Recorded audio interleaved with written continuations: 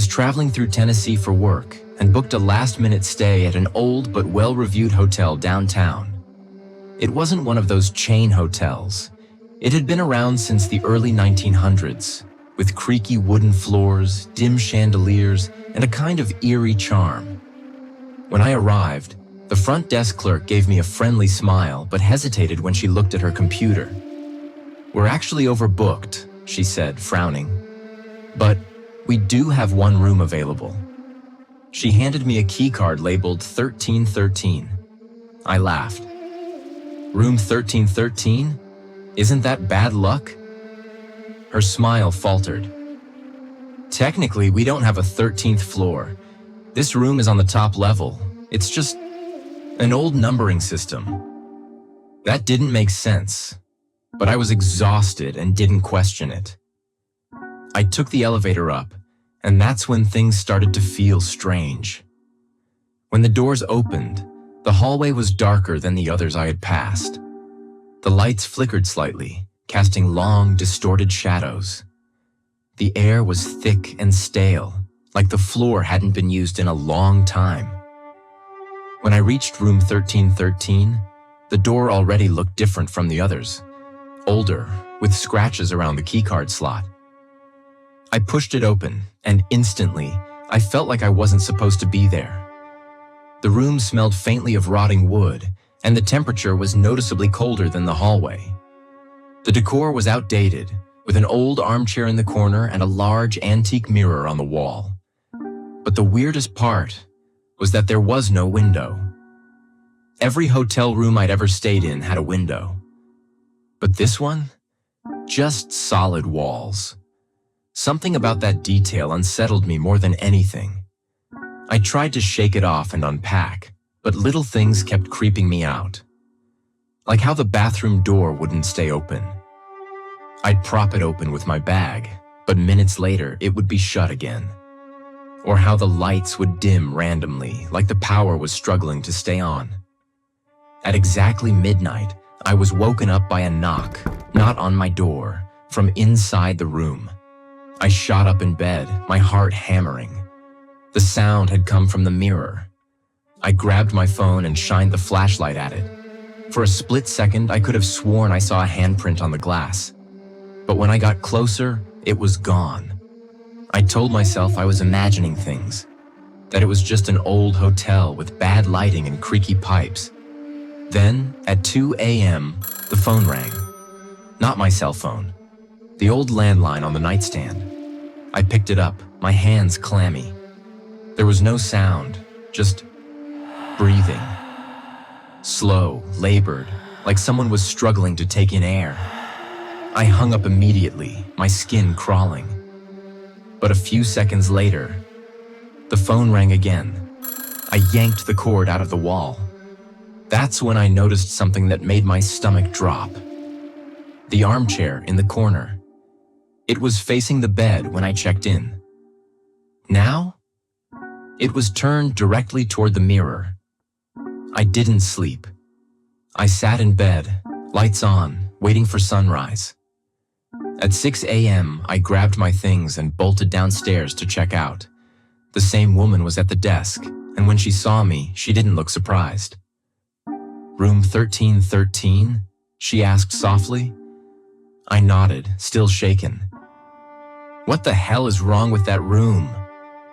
She glanced around like she wasn't supposed to talk about it, then leaned in. "That room isn't in our system. It shouldn't exist." My blood went cold. "What do you mean?" She lowered her voice. "That floor was closed years ago after an incident." I felt sick. "Then why did you put me there?"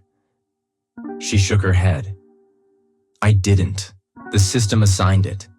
But you're not the first person to come down here shaken up." I pushed for answers, but she just said, "If I were you, I'd forget last night ever happened." I left immediately.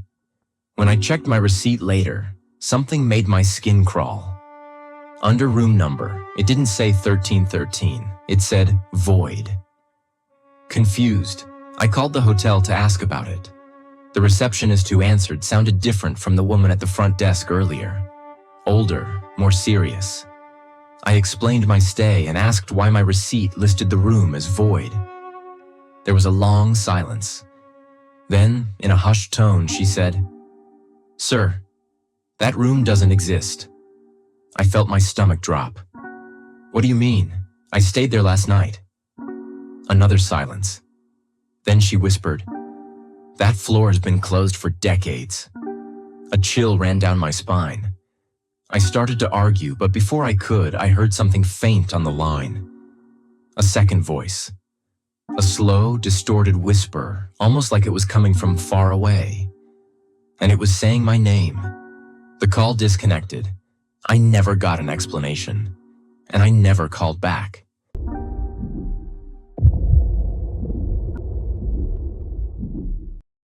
I've stayed in a lot of hotels for work, but there's one I'll never forget. It was an old roadside motel just outside Seattle, Washington. I had a last-minute business trip and booked the only available room online. It wasn't fancy, but it looked decent enough. I arrived late, around 11:30 p.m. The lobby smelled like stale coffee and old carpet. The guy at the front desk barely looked up from his phone as he handed me my key. "Room 209, he muttered. I took the creaky elevator up and found my room at the end of a dimly lit hallway. The carpet was worn, and the walls were a dull yellow from years of cigarette smoke. When I unlocked the door, I immediately noticed something was off. The bed was unmade. A half-empty water bottle sat on the nightstand. And worst of all, a suitcase was open in the corner. Someone was already staying here. I quickly backed out, double-checking the room number. 209. I went back downstairs and told the clerk. He frowned and checked the system.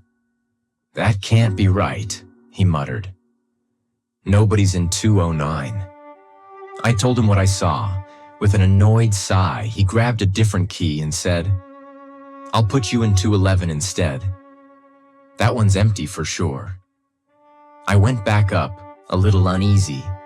I checked 211 thoroughly before locking the door and crawling into bed. Then, at exactly 3:07 a.m., I woke up. Someone was pounding on my door, loud, desperate. I shot up, heart racing. "Hello?" No response. Just heavy breathing on the other side. I crept toward the peephole, but before I could look, the knocking stopped. I stood there listening. The hallway outside was silent. After a few minutes, I convinced myself it was some drunk guest knocking on the wrong door. I went back to bed but barely slept. The next morning, as I was checking out, I casually asked the clerk if anyone had been in 209 last night. He looked at me like I was crazy. "I told you that room's empty, has been for weeks." "But I saw a suitcase," I insisted. He hesitated, then leaned in slightly. "What did it look like?" I described it. His face went pale. "That belonged to the last guest who stayed there. He never checked out." "What do you mean?" He lowered his voice. "The maid found his stuff still in the room. Bed unmade. Lights on. But he was gone." "Did he leave in the middle of the night?" I asked. The clerk shook his head. "If he did, he never made it outside." I didn't know what to say. I turned to leave, but before I walked out the door, the clerk called after me. "Hey, you said someone knocked on your door last night?" I hesitated, then nodded. His face darkened. He glanced around the empty lobby, then leaned in slightly. "That's exactly what the last guy said." A chill ran down my spine. "The guy from 209? He gave a slow nod. "He told me someone knocked on his door around 3 a.m. Said he looked through the peephole, but there was no one there." I swallowed hard. "Did he say anything else?" The clerk's fingers tapped nervously on the desk. "Yeah, He said he kept hearing knocking, even after he left the hotel. My stomach twisted. What do you mean, after he left? He exhaled sharply, looking suddenly exhausted.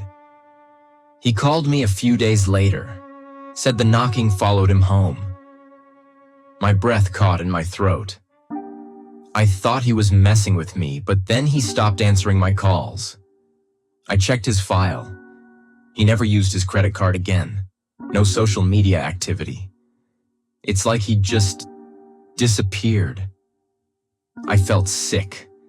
I turned toward the exit, eager to get as far away from that place as possible.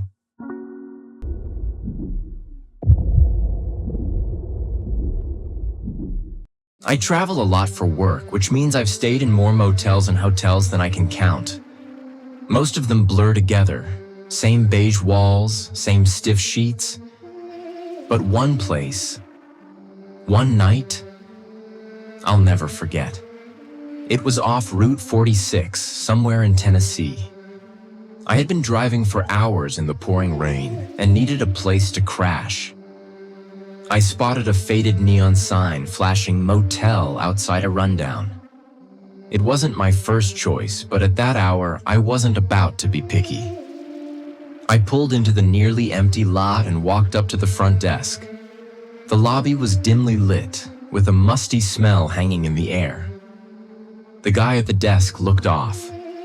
He was thin, almost sickly, his skin pale and stretched tight over his face.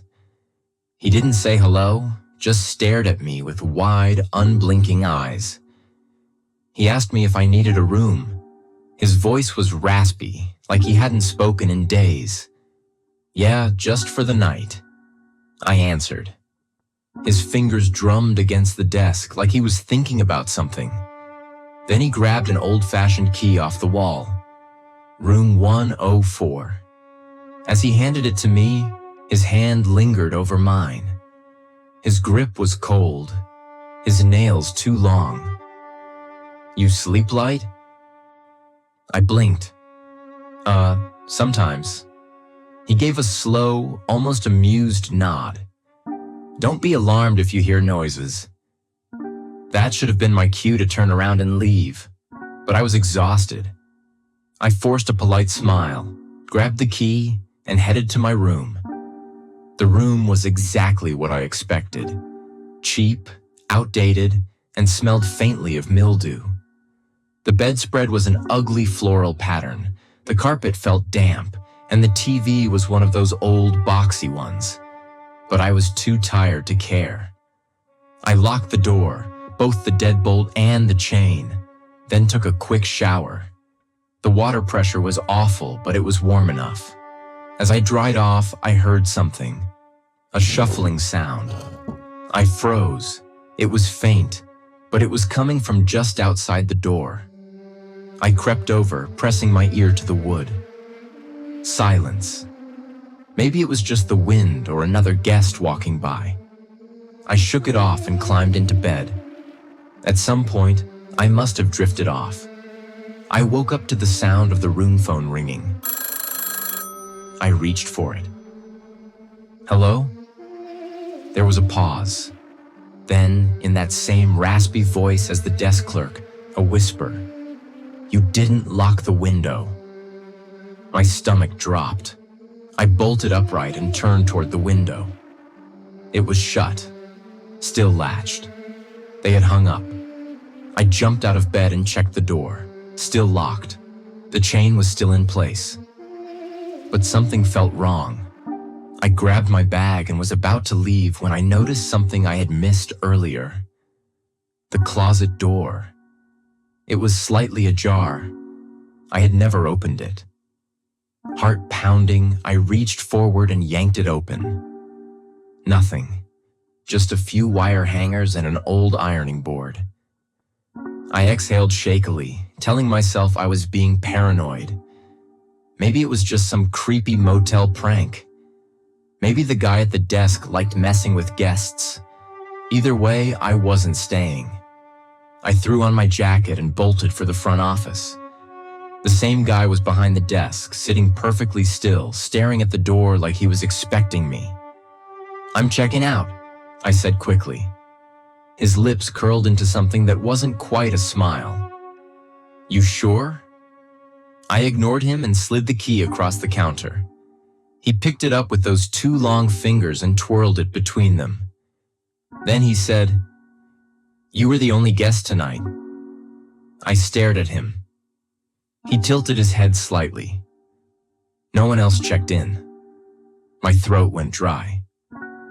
Then, "Who called my room?" His smile widened, and for the first time, he blinked. A slow, deliberate blink. I didn't wait for an answer. I turned and walked out into the cold, dark night. As I got into my car and pulled away, I glanced once in the rearview mirror. The man was still standing at the lobby door, still staring. And as I rounded the corner, right before the motel disappeared from view, I saw something in one of the second-floor windows. A face, pale, motionless, watching me leave.